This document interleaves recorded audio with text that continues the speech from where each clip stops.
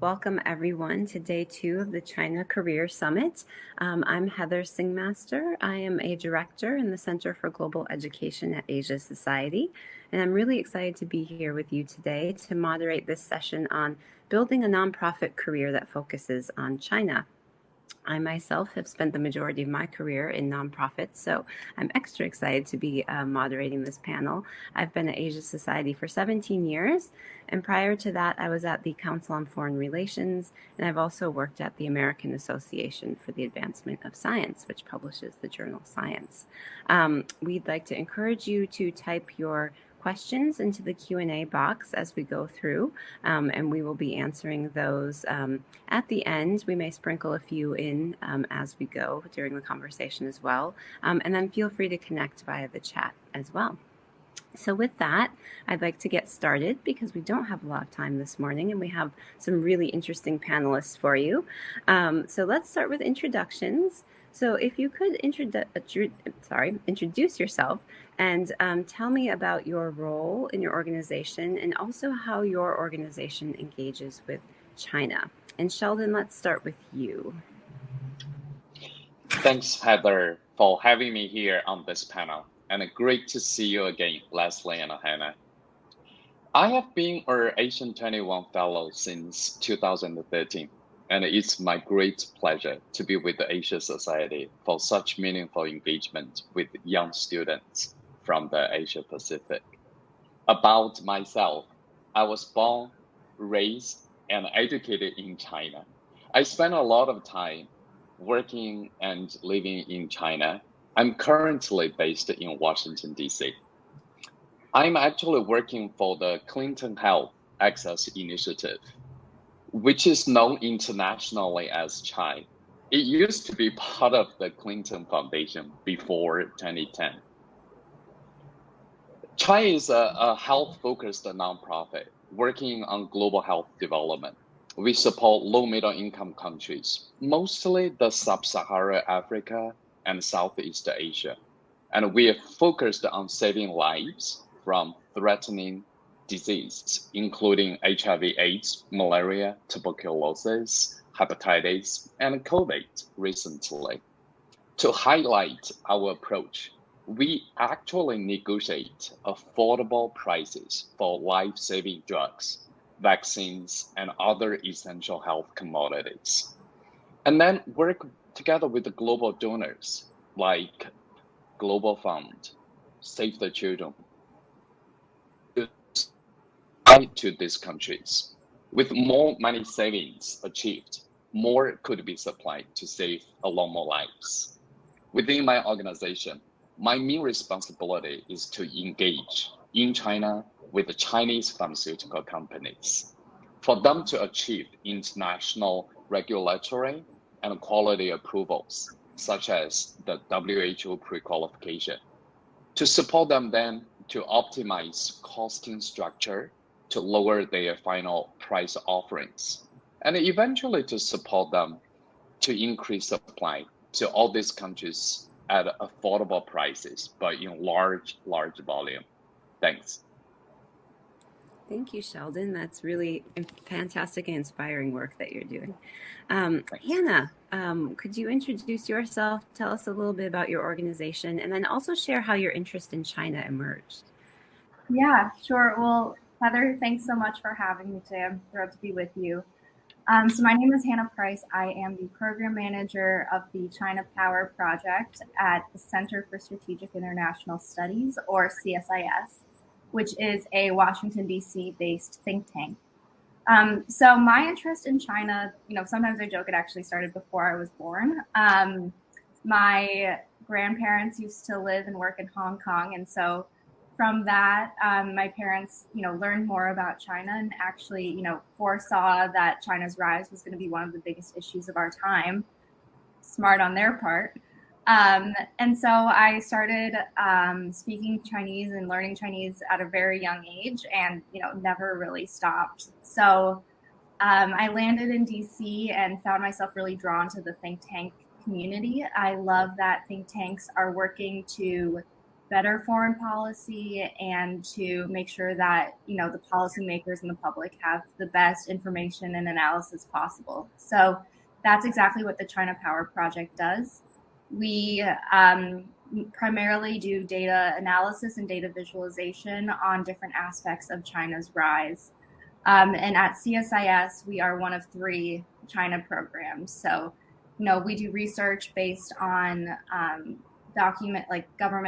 Chinese government documents, sometimes some open source information on social media, you know, seeing what the government Twitter accounts are saying, for example. So our goal is to really just, you know, put really good information out there and ensure that the world is able to understand and analyze the different aspects of China's rise. That's fantastic. And great to hear that you started Chinese so early and then you were able to continue and find a job working in China. My son is in Mandarin immersion. He's 11 and he has been since he's 2.5. So I'm glad to see he has a career pathway in front of him already. Yes, definitely does. Thank you. And Leslie, would you mind introducing yourself and sharing a little bit about your work and how your interest in China emerged? Yes, it's been my pleasure. And thank you, Heather, for hosting us today. And pleasure to be with you, Sheldon and Hannah. My career path and journey to China was a little bit more circuitous. I think it started with my passion. I went to Wellesley College and was always interested in women's issues. I studied French and history, and then I went to the London School of Economics and studied international relations. So I knew what I was really interested in, which was really transnational communications, but I wasn't quite sure what route to take. So, you know, my first job was with the Labor Department in Washington doing videos on health issues. Then I moved to New York and started a job with Cosmopolitan International with their 10 foreign editions and trying to have common threads of communication. So I've always been playing with transnationalism, women's issues. So I feel like finding your passion and hopefully in a secure environment, which is the academic environment when you're at school, know that because jobs come and go and they transform and there are many opportunities. But if you have that internal goal of doing something good, that will see you through. So in my case, I have had a good career in communicating financial matters. Because I went to the London School of Economics, I'm comfortable with numbers. And I also like to communicate with people. So my career really has been with major public relations companies talking about investor relations. So, and that's been quite a good career for women because a lot of women tend to shy away from finance. And because I was not afraid, it's really opened a lot of doors. And then in the last 10 years, I served on a couple of boards and I realized actually some of my skill sets could contribute a lot to the nonprofit sector because a lot of people didn't have my skill sets. So my first job in the nonprofit arena was at the Endometriosis Foundation of America, dealing with women's health. And it really used a lot of my skills, which is, you know, communications, fundraising, talking about scientific issues. Then I went to work with the China-U.S. Chamber of Commerce. I had partnered with them at various events, represented the region of Shenzhen in New York, and realized that actually there was no platform for women-to-women communications about health issues, education. So we started with my partner, Mingyi Yu from Shanghai. We started the foundation and we followed the SAGE initiative, social health, arts, gender equality, and education. And we host events, we host internship programs. We had planned to do a lot of like in-person things, but of course, COVID and various political tensions has put that a little bit delayed. It hasn't, canceled it, but we aspire to that. But the point is, and I want to invite everyone to be in touch with me if you're interested in one of these internship programs, but, allow yourself to kind of find yourself, but then find your skills that will somehow enable you to get jobs. I think Hannah and Sheldon and Heather have kind of showcased their skill sets. So everyone who's listening, I hope, you take away from our session those kind of little tips that will help you find your way. Thank you, Leslie. And this is such important work, especially as we know many women are leaving the workforce. So to have that support network for women is really, really fantastic. Thank you for that. All right, so let's talk a little bit about working in nonprofits. Most of you have spent the majority of your careers in nonprofits. So Hannah, let's start with you. And why did you start working in nonprofits? How did you choose this kind of work? Yeah. So during my college experience, I went to GW for my undergrad. I really saw internships as a time to, sample different areas and see, to do work in China, as I'm sure everyone is learning throughout this whole conference, there are so many ways that you can go about it, which is both the blessing and the curse. So I had internships, I interned at a company in Shanghai. I interned on the Hill with the senator. I really tried to just get as wide of a variety as possible. And through those, I really landed on think tanks. Before I was at CSIS, I was at the Atlantic Council as well. So I, just kind of fell in love with them. I love how they're really working to actually better the foreign policy that's happening, how everyone is so smart and is thinking about, this new law just passed, what do we think about it? Do we think that it's good? Do we think it's bad? And also what are the conversations that need to be happening right now? And so a lot of what we do at CSIS is putting out, events and commentary that meets the moment. And, we're really right there on the top of it and bringing together experts from different areas to have those conversations and to invite people to them. So I think it's really unparalleled. And I mean, I can't imagine working in any other area. I just love it. That's great. And I think the point you make about internships is so important. That's a great time to really get out there and experience lots of different things. I too worked I went to GW and interned at the U.S. Trade Representative's Office, which is part of the White House. And that experience really opened me up to what it's like to work in a government job, and realized it's not for me, but nonprofit work is similar in a way in that you're doing public good, but without as much bureaucracy, which I like more. So great. Thank you. Leslie, so you've actually shifted from the corporate world to nonprofit. So if you could talk a little bit about some of those differences in working at a corporate versus a nonprofit. I think it's changing very rapidly, what with corporate social responsibility departments and, clean energy. So it's now a little bit more fluid. When I was first starting my career, there really was a strict line in the sand between doing nonprofit work and working for corporations. And I really thought, that's really something I'm interested in, but I don't have the skill set to make the switch over.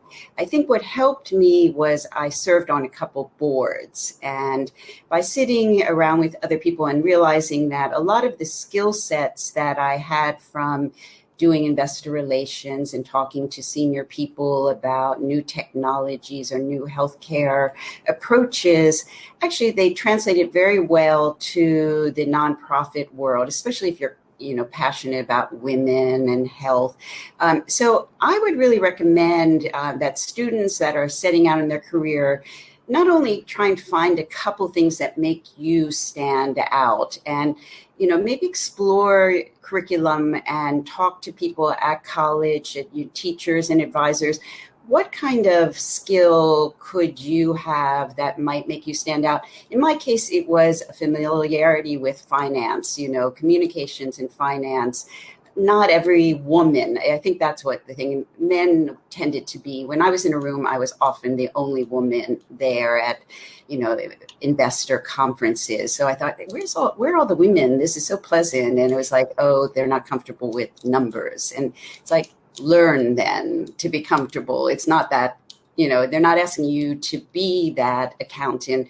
They just want you to understand it. So I think I fell over to the nonprofit world, but then the revelation was actually it's not that different if you have certain skills. Yeah, and I think it is really interesting the point you make that there are now so many more corporate social responsibility initiatives happening at all kinds of different businesses. And it's easy to see that on their websites now. And that's another line of work that you can do that crosses the two lines. And Sheldon, so you've been working in nonprofits for a while, and you also do some hiring. And so, what skills do you hire for as a nonprofit? And do you think those are similar or different than a for-profit? That's a great question. So just first, by listening to Leslie's story, it's fascinating. So I have to say, my case does not really represent the entire nonprofit industry, but I guess it might be helpful as one reference. So for the work that I do on supplier engagement and health market access, we have been hiring a lot of ex-management consultants or those who have experience in the financial industry and private sector for the nature of the work that we do. So to that extent, we really value strong analytical skill sets in financial analysis and market research and communicating all the financial numbers to all sort of stakeholders we engage with.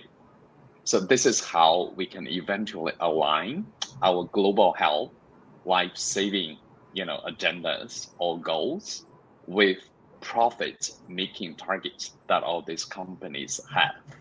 So those become super critical and important to my work day to day.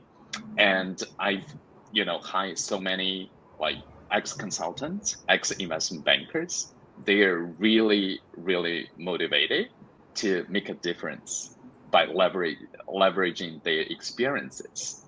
So I guess for my young leaders who are seeking for a job in the nonprofit, I also encourage you to really get prepared on your skill set to anchor into this type of nonprofit work. That's super rewarding because most often you find your impact is not only just about good heart or passion, but fundamentally it's going to be tangible.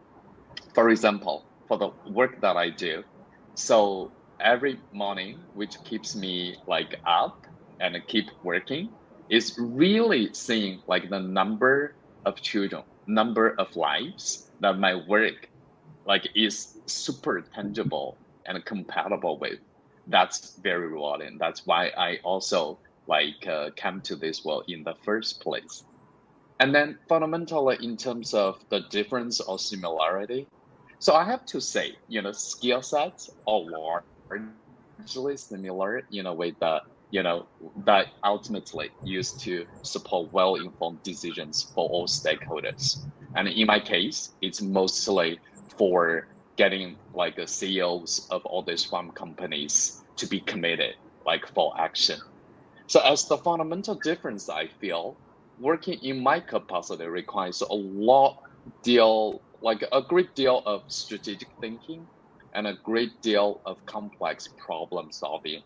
But most importantly, the difference is also in how you coordinate and work with the multiple stakeholders, particularly all these policy makers within the government, which can be very, very, very challenging.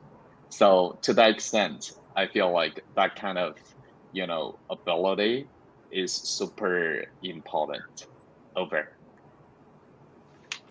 Great, thank you. That's really helpful. And it sounds very similar to Leslie's experience and those skills that you need and how they can cross over between the worlds of for-profit and nonprofit, and are really needed in both. Um, and Hannah, from your position, what kind of skills do you see that people need to really be successful in the nonprofit world? Right. I think, I think drive and initiative is paramount. A lot of the times in nonprofits, or at least in think tanks, the programs are very small. And so we are always looking for new ways to improve and grow and do things better. And so, when an intern comes to us with an idea of how, we can manage our Twitter differently, or, do this graph in a different way, it's always very helpful. So I think that is something that really stands out. I would say also, attention to detail is key. And, I think just a passion for the work. I think the work that we do in nonprofits is very much driven by passion and a desire to actually want to improve things. And so to be able to see that in an intern and see that they have that drive for the work and that passion that's fueling them, I think really helps them, not to really go to the extent possible to really improve the situations and to do the best work possible. Yeah, and I think you make a good point about how many of these offices are small at think tanks and some nonprofits. And so a good way to get your foot in the door is through an internship or doing some informational interviews. I think that's really, really important. And then having that passion too. Leslie, same question. What skills do you see that are really needed for success in the nonprofit world?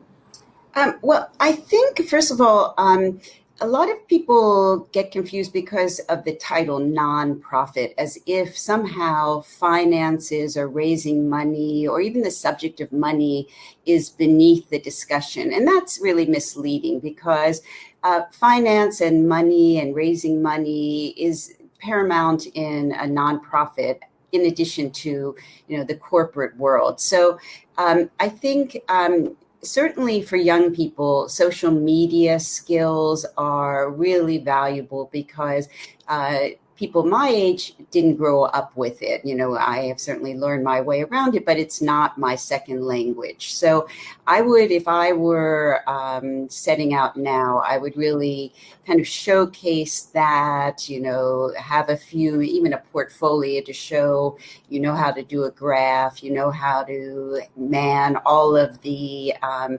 Instagram, Facebook, LinkedIn, because it takes that off of some senior person's hands and they feel really relieved. So there's certain skills that you should have front and center that you just take for granted, but other people really don't and really value.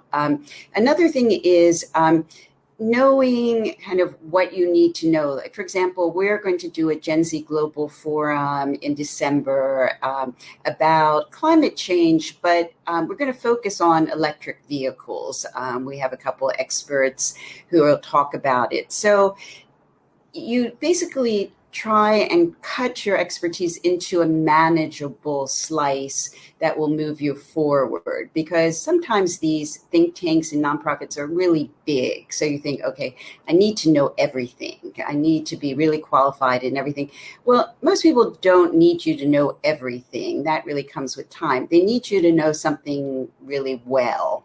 So as you're studying at university and as you're looking around, even if you have to take a Coursera course or, go to a community college to showcase that you've got this area and you can help that person. Like someone like Sheldon clearly has certain needs, and by maybe going to his website or seeing what's being done, you can then kind of think like, well, I've got that skill set. And if I don't, and I really want to work for Sheldon, I'm going to go, either if you're lucky enough to still be at university, take a course that maybe is not part of your curriculum, but will get you through the door, with Sheldon or with Hannah or with Heather, So be nimble. Don't try and be like I'm so good that they're going to see my goodness and they'll hire me.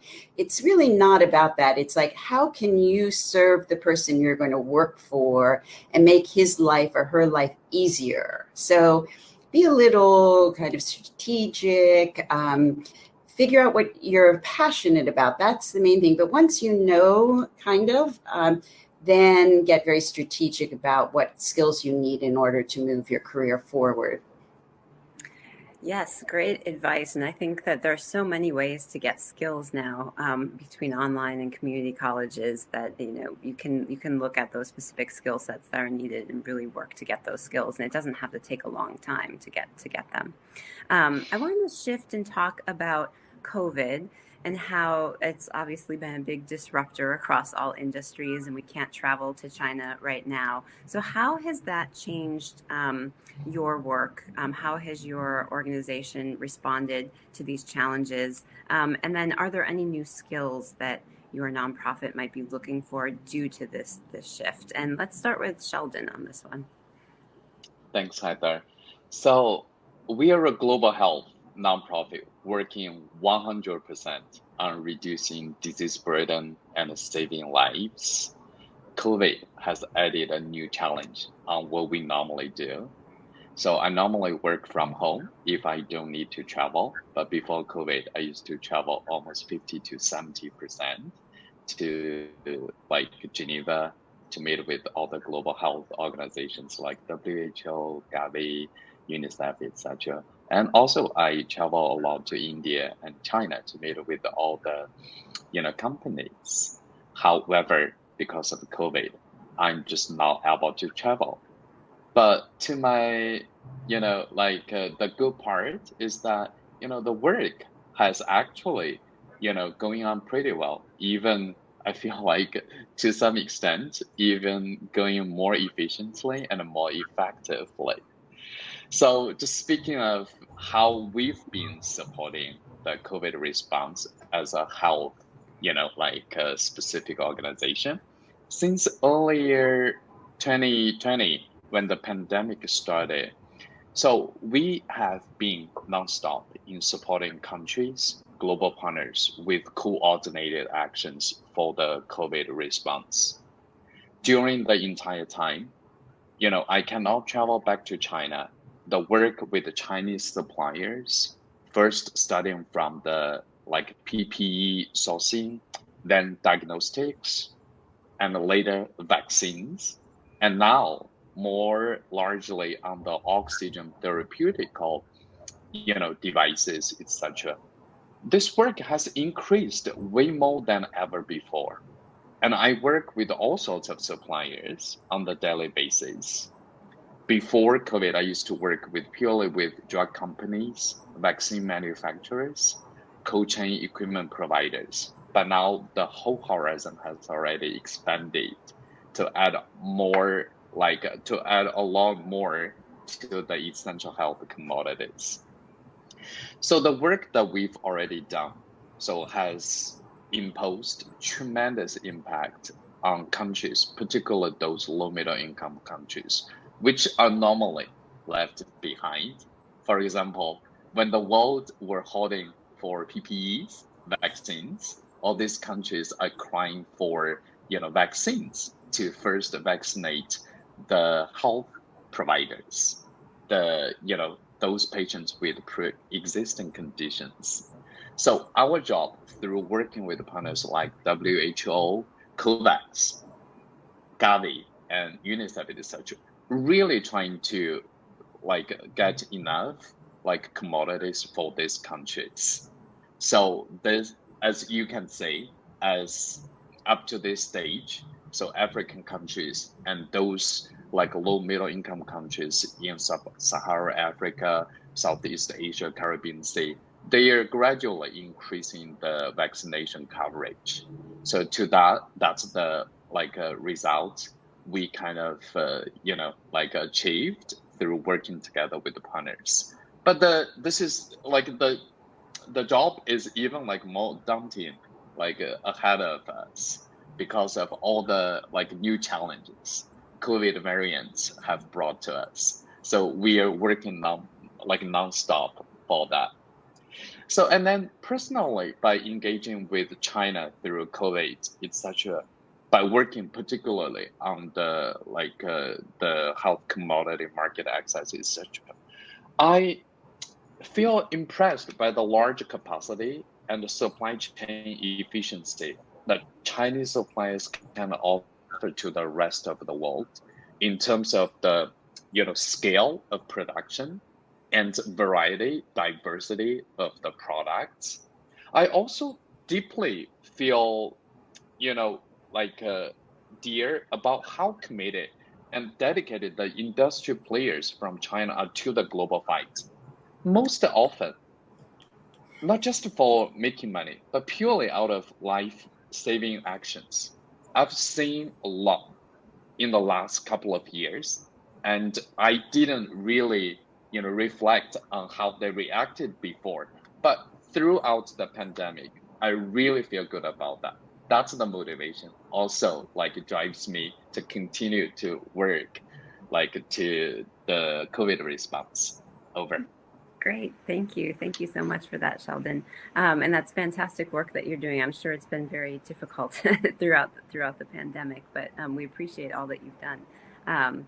And so let me turn to you, Hannah. How has your work changed due to COVID, and are you looking for new skills as a result of that? Yeah, sure. And let me just echo Heather, Sheldon, the work that you're doing is, amazing. So thank you on behalf of the world, thank you. So I think, for us, COVID has really impacted us, I think, in two main ways, both, logistically, as it has everyone with the switch to working from home and not traveling. But I think also just in terms of the content of what we work on, we've done a lot of research and analysis on, how China's power has been impacted by the COVID-19 pandemic. So both with their PPE that they're sending around the world and vaccines, the economic impact on the military, everything. And so I think it really has just thrown a big wrench in our work. And, it's this big thing now that's gone on and has stopped everything. Supply chains, the list goes on and on and on. And so I think the content that we work on has really shifted dramatically. But also, as I mentioned earlier, the way in which we work has really changed. So, now we're starting to go back into the office more, but we still are mostly remote. And so when we're hiring, most of the time we are looking for people that have really good communication skills and really good computer skills. So, making sure that it's someone who is able and willing to communicate, if they have a question or just want to check in, because unfortunately we can't just stop by someone's desk and ask how a task is going anymore. And someone that really has good internet and good, by internet, I mean good online skills. And so, social media and, Google Sheets and all of that is just even more so important now because everything we do is virtual. And I think also innovation is something that we really look for as well. We do host events with different governments around the world. And so now that we're doing that remotely, at least for most of 2020, it was our first time going about doing this. And still in 2021, we are still encountering new issues. And so being able to have an intern who is really able to think of, new ideas, has some experience with it, has really, really been helpful and is something that we look for in our applicants. Yeah, thank you for that. There has been this huge shift, and I think it's here to stay. I mean, I can't see those communication and online skills going away. So Leslie, I want to turn to you, and I want to encourage everyone to type in questions into the chat box or the Q&A because we're turning to that. And actually, Leslie, one of the questions is for you, and it's on this specific topic. Have you found any specific type of virtual activity or exchange to be most effective in maintaining relationships with your Chinese partners during COVID? So if you want to touch on that. Yeah, we started very kind of innocently before COVID, and it was really just before Trump was elected, thinking this is a soft power center that we're in. We can really promote women's issues between China and the U.S., and really everyone will get on board. And then Trump was elected, and tensions between China and the U.S. increased so much. And then COVID happened and put us online. And it really impacted women. We call it the Xie session, and students going virtual. So we shifted gears and have, done a lot of programming. We now are on to our 4th Gen Z Global Forum and our 4th internship program to try and address really, I think the problems that, first of all, women have, disproportionately lost jobs, assumed 2 jobs, working and childcare. And students have really undergone, I think, pretty dramatic trauma by having to go online at a very important stage of their lives. So we switched gears to kind of address those issues and see whether women in China and women in America couldn't kind of put their heads together and find real solutions. And that's been very interesting. It's helped that we've had Gen Zers working with us so that this virtual world we're now part of is quite dynamic, and it's definitely here to stay. Although I am looking at in-person events again. I think those are skill sets that maybe we've all lost. Now we're so used to just like getting on and then going off and doing something else that actually it's going to be a skill that we're going to need to practice again, getting in the room with people, networking. So we're looking at in-person and virtual, but we definitely focused on like the impact of COVID on women and students. We think that's really important.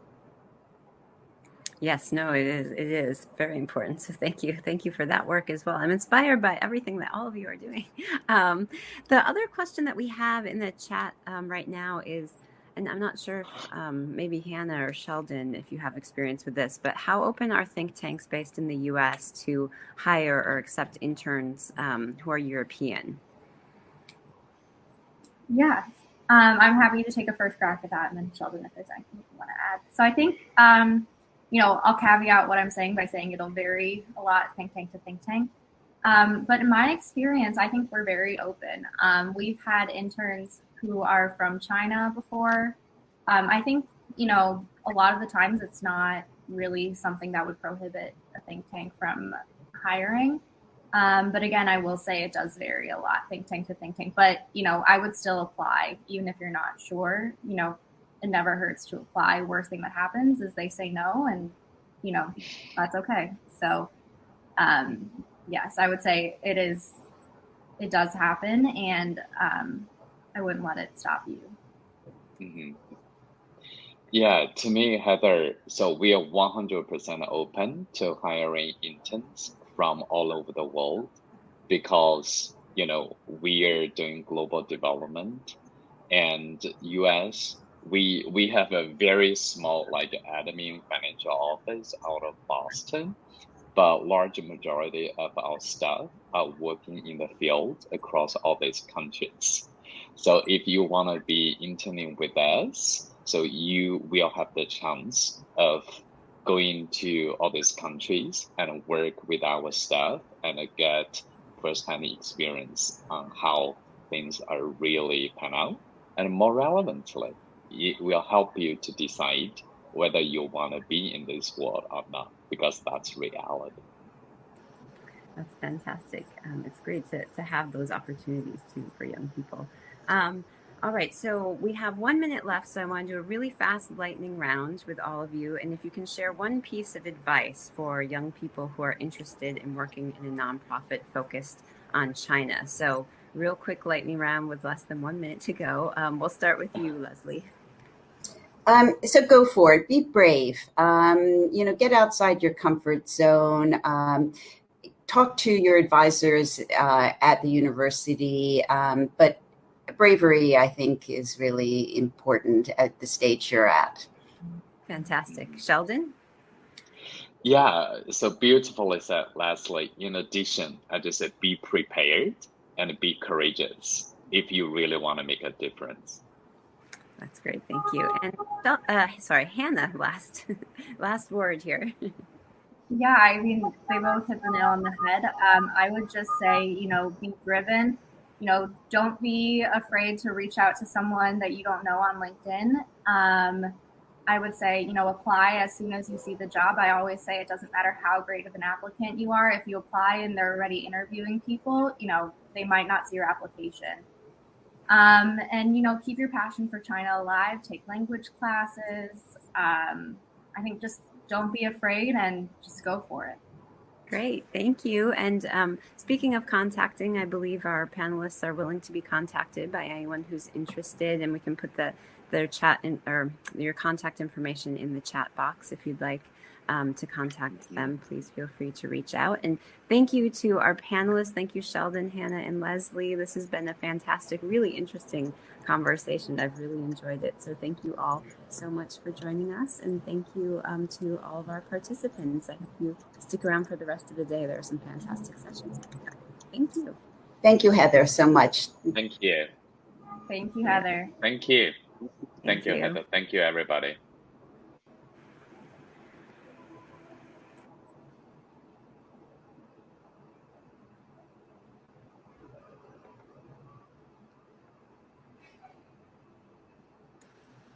And I think we can just log off then. I'm just checking to see if there are no more chat questions or Q&A. So I think we're all good to go. Thank you so much.